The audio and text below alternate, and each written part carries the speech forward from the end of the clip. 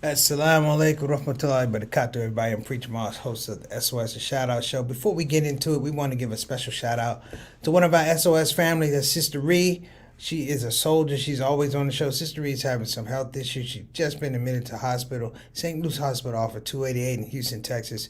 Sister Ree, we know that you tune in and you check this show out all the time. We love you, but we want you to make sure that you are listening to what those doctors say.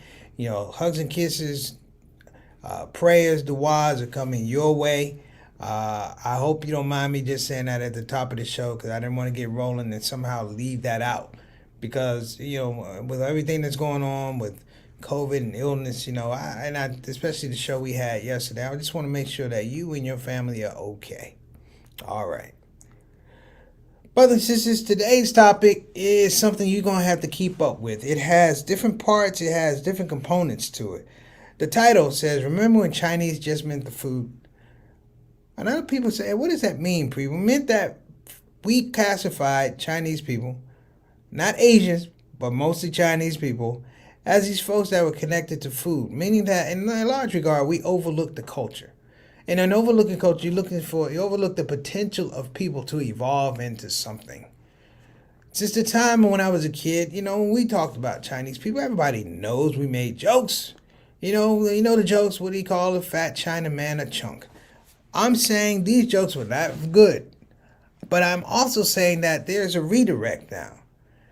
That the Asian community has power. They have bandwidth. And now we have to look at it. And for many of us that have rode this whole idea that somehow these people were uncivilized and they never get it together and they were communists and things like that, there's always going to be a day of reckoning. And I believe that that day of reckoning is here. And it's not a day of reckoning that's brought to us by the Chinese flu, by somebody used to say. It's the fact that technology, information, placement, position, and leverage has changed, brothers and sisters. Just recently, we had some terrible incidents where Asian Americans were targeted down in Atlanta. They were targeted. No excuse for it. But the response is the thing I want you to look at. The response to Asian Americans being targeted in this very compact space. Just recently, our president, the White House, Joe Biden, signed off on legislation to make sure that these people are protected. And I'm saying that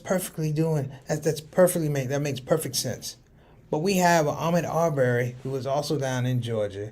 He hasn't even had a trial date set for the people who did what they did to him. They killed him. So maybe, brothers and sisters, we need to start reassessing what this thing looks like for us in America.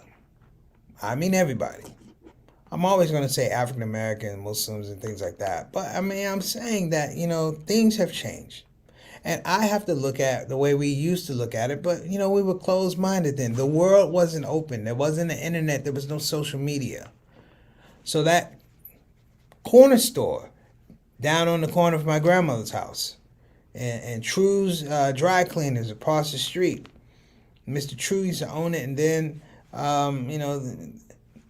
the Koreans came in and owned it, and then the corner store, the Koreans came in and owned it.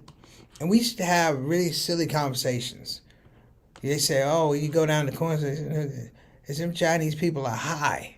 Not high like smoking high, but their prices were high. And what we failed to understand as a community is that their prices weren't high. They were doing economics. So yeah, I remember when Chinese meant, you want an egg roll, a spring roll, or you want broccoli, you want kung pao chicken, but it's not about that anymore. This is a full-fledged superpower that owns part of the U.S. GDP. And they are serious, brothers and sisters. And I'm saying this because, and I'll get into this a little bit later, I'm saying it because perception is such a beast. We can think back. I can think back when the cars back in the day. This is how deep it is, brothers and sisters. You remember Datsun? The Datsuns and the Nissans? Those are Japanese cars. A Toyota, Japanese cars. But then out of nowhere came a Hyundai, which means that in that culture there is something inherent that says that we are going to outproduce each other, and then we're going to outproduce the world. So, without further ado, we're going to roll out. Let's get the show rolling. Shout out show. Kick it.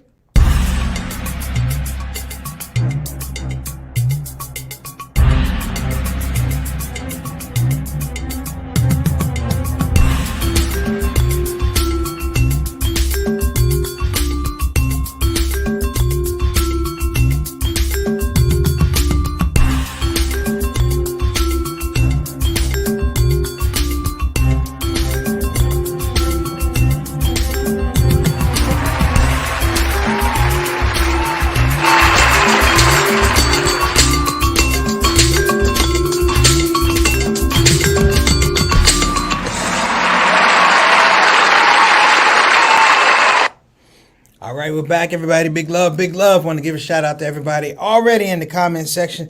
I got some stars in the building, brothers and sisters. If you're coming to the show for the first time, where you been? I'm just kidding. We appreciate you coming to the show. And just a shout out, I'm not going to give the long protocol that I normally do because it's not needed.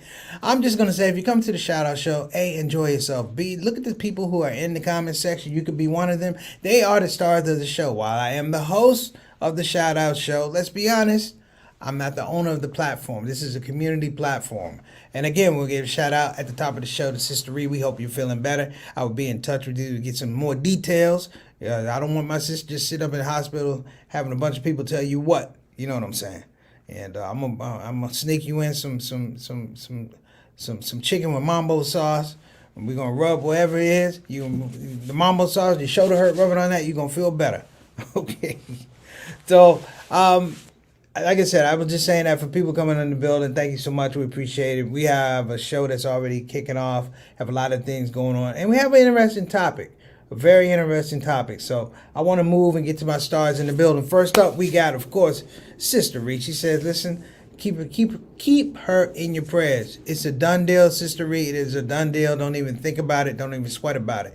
We're giving you prayers right now. You should be feeling good right now. Don't let them give you any extra COVID shots in there, okay? All right.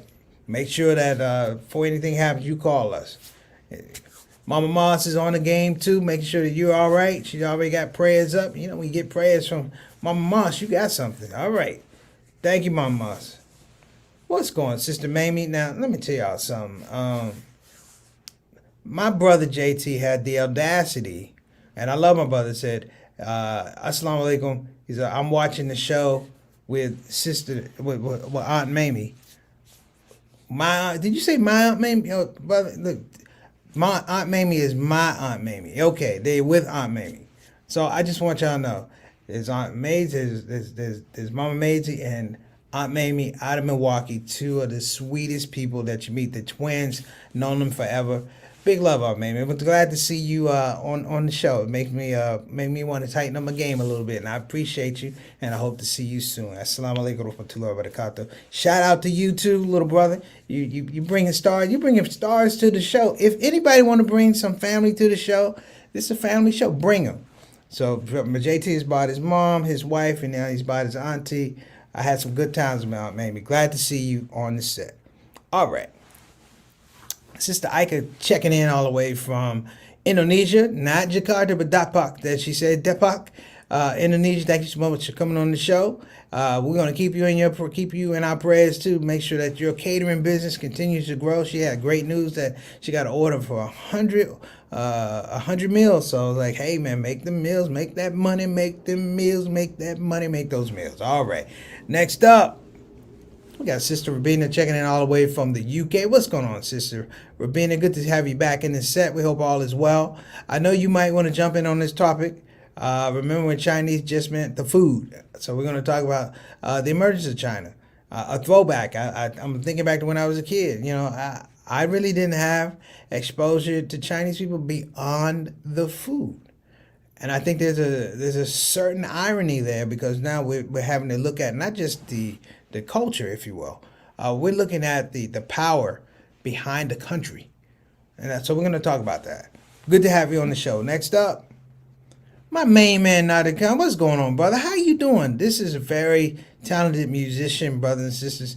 Nada, if you have a website for your music, why don't you put that in the chat? We'll let people check that out. I always promote our artists that come on. Nada John, he does nasheed music, which is really celebratory music of the Most High, of Allah subhanahu wa ta'ala. So, we want to make sure that we also promote your brand. On top of that, he's just a nice dude.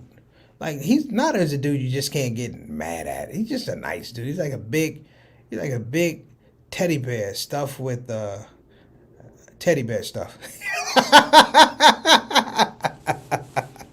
All right, miss you too, brother. Thank you so much for coming on the show. Nader.com, everybody. Make sure you go to nadercon.com. Did I say that? I'm stumbling on my word. Nah. No, nadercon.com. All right, brother. Thanks so much. Somebody said, this is our, hey, Nader, just so you know, don't take it wrong, but this brother right here, Altaf Rashid, he is the, let me give him a salams. Wa alaikum assalam wa rahmatullahi wa barakatuh. Brother Altaf, he is the official ambassador, the official Canadian ambassador to the Shout Out Show. So this is how deep the show's gone. We have an ambassador. I have made him a Canadian ambassador to the show, an emissary to the show to make sure that we do it right on this side of the border and on that side of the border. Appreciate you, brother. Good to have you in the building. Wa alaikum assalam wa rahmatullahi wa barakatuh. Got a shout out, of course, to our consultant producer, Sister Satana Whitfield, without whom I couldn't move my hands like that, brothers and sisters. I hope you guys are enjoying the way we do the shout out show this way. I think it's a little bit more important that I get some thoughts out and then we can all discuss them as opposed to jamming it in. I like the format. I don't know about everybody else, but I do like the format, and we're gonna keep pushing with it. I think we're at, is it the 31st, Satana? We're at 400 shows. That's right. May 31st, we have 400 shows, brothers and sisters. Just think about that. Not only the aspect of 400 shows, but just how quickly it went. But you know what? I say how quickly it went, but I enjoyed every show because I didn't do it alone. I had people like yourself that were supporting me. Some of you giving me information. Some of you giving me food. Some of you giving me advice. Some of you giving me a hard time. But I appreciate that, and I appreciate everything you guys have done for me. And inshallah, with this platform, I hope I can do good things, not just for you, but for the community overall. All right. And prayers for healing, Sister Ree. Who else we got? All right, Sister Ree, I know you may not be feeling well. And I don't know what the diagnosis is. But I'm here to say, if it gets dire, I am willing to part with a couple pieces of pound cake to bring you back to good health, my sister. To bring you back. Bring you back to good health. See, I have to do my hands like that because that's how hard it is to pry the pound cake out of my hand. But it's all love. I'm going to give it to you. We're going to bring you back to... I will sneak the pound cake in on a gurney for you. Just to make sure that... And that pound cake make you jump up like, whoo! That's right. It might be good feeling, might be sugar, but whoo! I'm going to make sure you have some pound cake. I know we talked about the pound cake earlier, but I will freeze it, or we will get a special delivery from Albuquerque just for you. I don't know if I'm going to give you the whole pound cake, but, I'm going to give you a good, just 4 cc's of pound cake. Feel good, girl. I know you laughing because I'm going to give you a hard time. And again, congrats to Sister Ika. Okay, let me get to the comment here. Let me get to the comment section. Not so much a comment. Let's get to the topic, if you may. I thought about this topic, brothers and sisters, because it's more and more that I find that Chinese government, Chinese politics are playing a larger role in American life. More so than we really want to admit to. And this is not anything, I'm not hate speech or anything like that, but you have to call it out when you see it. Several years ago, I was hired or booked to do some shows. It was a trade show in South Africa, in Johannesburg. And the only reason I did the trade show, brothers and sisters, was I wanted to go to this African Economic Summit that was being held literally across the street from where the trade show was going to be. And I worked it out with the organizers. I said, I'm going to come and do the show, but because you can't really pay me, I'm going to ask that you extend my trip so that I can go to this economic summit. They said, no problem. I said, I'm good. Brothers, we were in Johannesburg. Brothers and sisters, we were in Johannesburg. And the first night I went to hear the keynote, I looked around, and I'm here to say a large contingent there at the African Economic Summit was Asian, particularly Chinese. And as I talked to the brother, he said, listen, they've been here for a while. He said, they're doing business here. They're buying up natural resources. Da, da, da. I'm like, word? He's like, yeah. I said, where are the Americans? He said, you tell me. I said, really? He said, yeah. He said, because the Americans have been priced out of the situation. They've been priced out of the market. And I say this because in America, we tend, if you will, our powers that be, particularly our politicians, tend to cling to this American exceptionalism like no one else can do it better than America. Like white people who really think they're good at being white, no one else can be better than America. America can never be wrong. It's this exceptionalism. And I'm saying this as a point of fact because it's the same exceptionalism that's killing us. That's killing us. We had a pandemic that we're just coming out of, brothers and sisters. I watched a ball game yesterday, a basketball game. I don't get to do it much. I was watching the New York Knicks play against the Atlanta Hawks. What was important is that place was filled to capacity. Social distancing be damned. People on top of each other, mask, no mask, 50 Cent, Spike Lee, Sting. I'm looking at these people like, man, these people are coming out in mass to see this thing. And then it hit me, brothers and sisters. They got license to do so. But that license to do so did not come from the U.S. government. It came from the paperwork and the documentation of the Chinese government. So sending physicians over to find, like Biden is saying we have to have this fact-finding thing. You're not going to find anything. You're not going to find anything. And if you missed it, you missed it, brothers and sisters. And we have a comment from Sister Rabina. Could you put that up, please?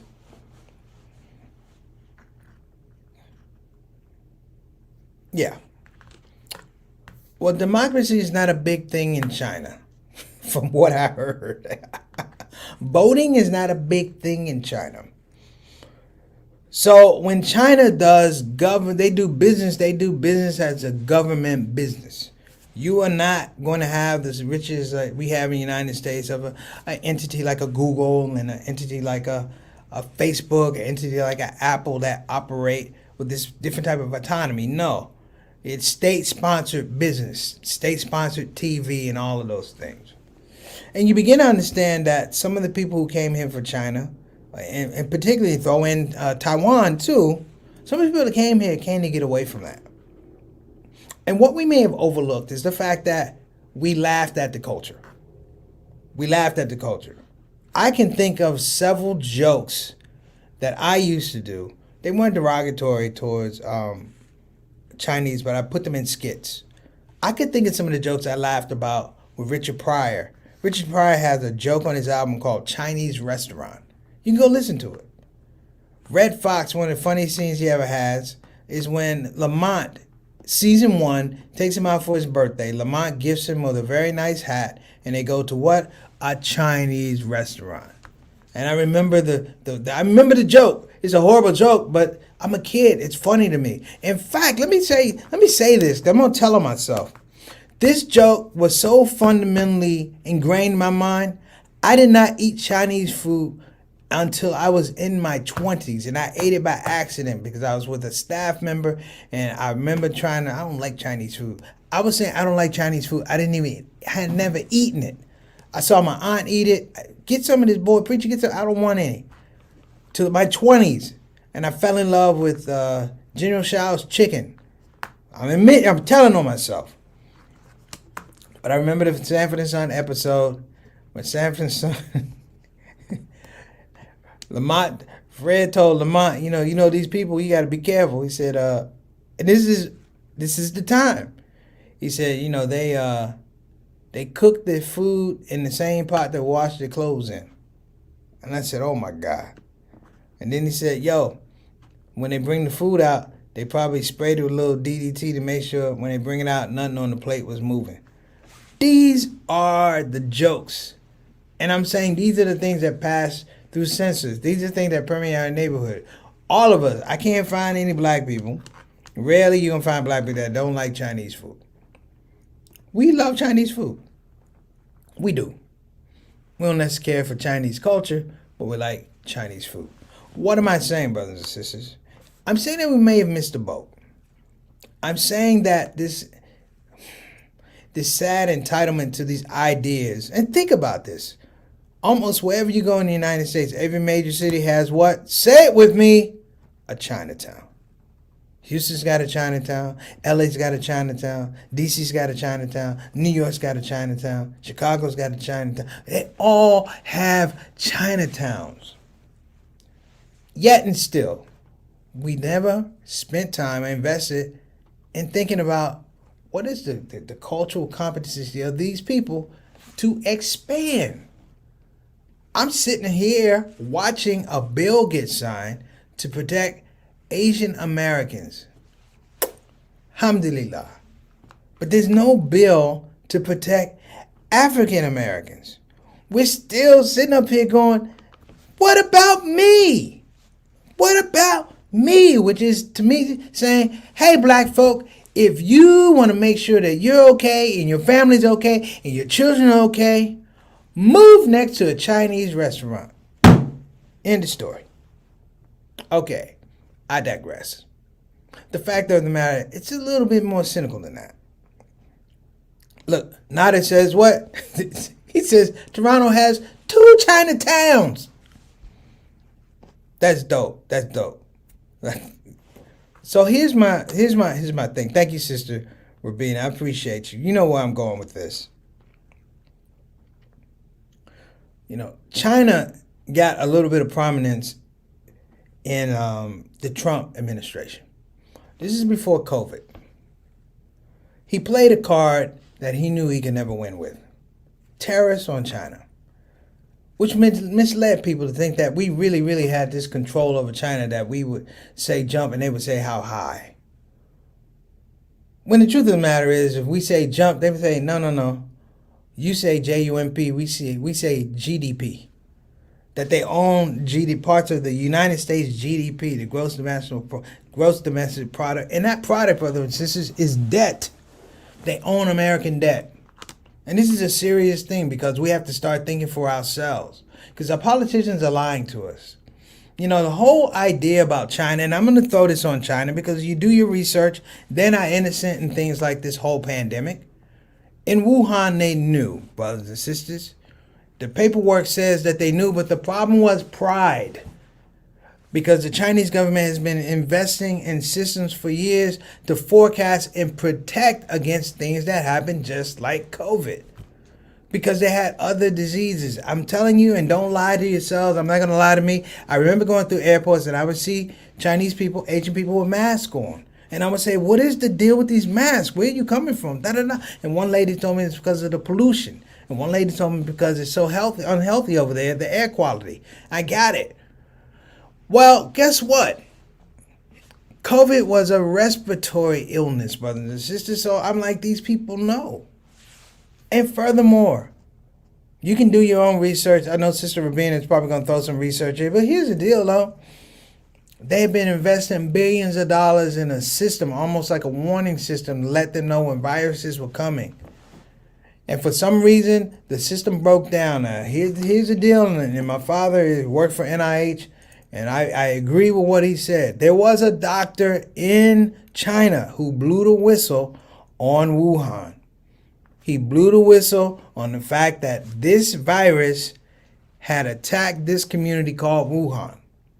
And he was promptly arrested. He was silenced. People did not listen to him. Now, this is a throwback, but it's not a throwback 20, 30 years. This is a throwback to last year. But I think it's important that we all tie in what you're seeing now. At this point in time, and ironically, the guy who called and blows the whistle on COVID in Wuhan, guess what he dies of? The doctor dies of COVID.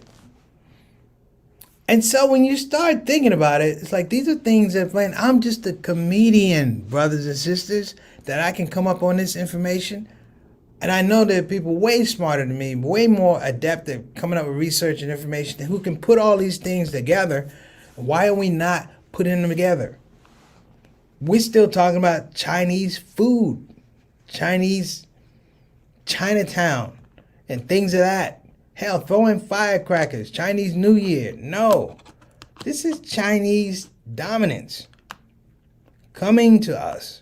And I'm saying, brothers and sisters, you better stand up, stomp your feet, light a match, whatever you got to do, because the politicians they're gonna lay down.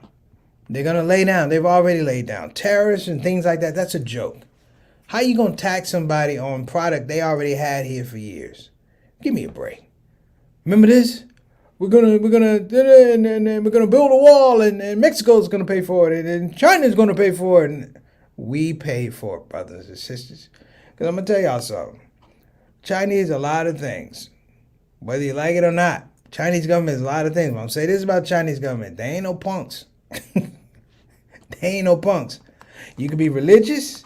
You could be righteous. You could be pious. They don't care about that. If the government doesn't like it, they don't like it. And while we still sit here and reminisce about the little corner store and the dry cleaner and stuff like that, don't overlook the fact that they were able to come into your neighborhood and establish business. Don't hate on that fact. Don't hate on that fact. I admire it. But it should be inspiring us that if there's a corner store or a dry cleaner, why can't we have one? So keep that dry cleaner across the street, but I'm going to build one over here. And I'm going to engage competition. In that corner store, I'm going to build one over here, and I'm going to gauge competition. You know, I, over the years, have really had to reevaluate a lot of things of what I said and things that I looked at, you know, but it's really self-discovery, if you will. It's really that I had a certain perspective, but it wasn't a mature perspective or evolved perspective. And sometimes I have to go back and revisit things.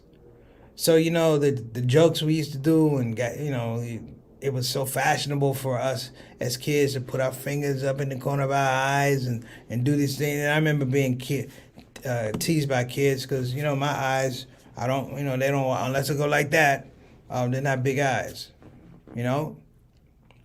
But my point being, as we wrap up, because like I said, I don't want to keep you too long, is we have to get back to looking at what's put in front of us.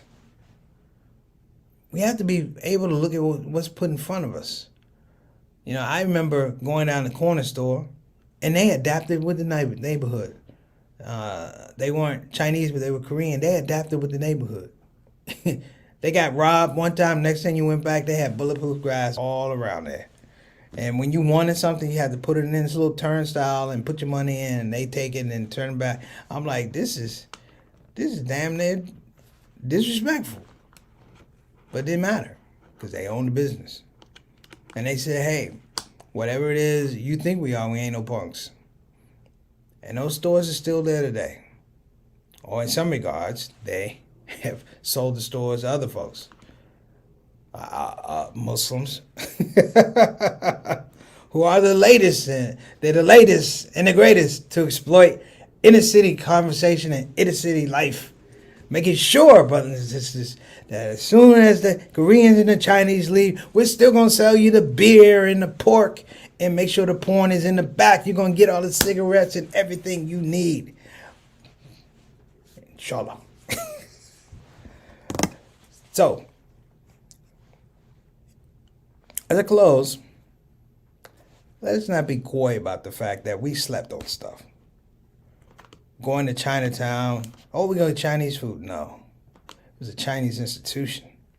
It was a Chinese concept. It was a Chinese business plan. It wasn't about the food. It's about the vision. I'm Preacher Moss. This is a shout-out show. Let's go to our sponsors. my mom's on one. Chinese sell good in black community, but do not hire us. You're right. You know what? I wouldn't hire us either. You know why? Because it's a family business. That's the way it works.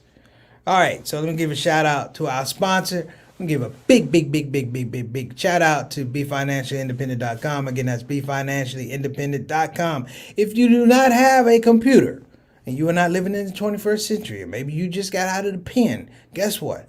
If you can find a payphone, go call 1-800-679-3175. Again, that's 1-800-679-3175. I also want to give a shout out to Bayan Islamic Graduate School, of which I am no longer an attendee. I am an alumni. Thank you so much. And I want to give a shout out to Bayan because I actually got my diploma in the mail. Alhamdulillah. I'm glad y'all sent in a big pack because y'all put it in something small. You know, I be getting bills. I almost tore that joint up. No, I'm just kidding. So I want to make sure I close out on this note before we actually say the idea about today's show is to think about people in much more broader terms in the narrow perspectives that we have. Like I said, remember when Chinese was about the food? Well, it ain't about the food anymore. It's about the economy. It's about geopolitics. It's about your health. It's about your future. It's about your job prospects. It's about technology. You know, don't sleep, brothers and sisters. Let's not sleep. All right? You guys have been great. We're out of here. I'm Preacher Moss. This is a shout out show. Shout out to Ree, Mamie, JT, Nader, Altaf, Mama Son, Ree, Get Better. Did I miss anybody? Sultana? I think I might have missed somebody. Let me see if I missed anybody. I was doing pretty good. Oh, JT, how can I forget my brother JT? Jay, you know it's good. And shout out to Sister Ika. Listen, that's our show, everybody. Much love, much peace, much love. Listen, and shout out to my Asian American brothers and my Asian brothers and sisters. You know, I'm just putting it out there. It's all love. Truth is truth. Hawk is hawk. Talk to you again. Preacher Moss, shout out show. Kick it!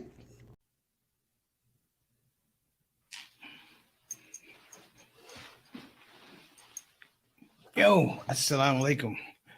I'm Preacher Moss, comedian extraordinaire, but I like to add a new title to my name. I'm Professor Preacher Moss. You know why? Because I just graduated. Wait a minute, let me get this out of here. This is it. Okay. I'm Professor Preacher Moss, and it's come through the courtesy and the blessing of the Muhammad Ali Scholarship, which came through Bayan Islamic Graduate School. Now, listen, I know a lot of you people are thinking, can I do it? Yes, you can do it. This is the part where I know I'm supposed to say it's easy. It's not easy. Listen, it was easy to get this degree. Trump would be a mufti. I digress. Listen, though, for you brothers and sisters that are interested, go to bayanonline.org, and you could be like me. Put yourself in the picture for Islamic education. Wait a minute, there's a picture right there. Sound like them, everybody. Take care. Preach them off.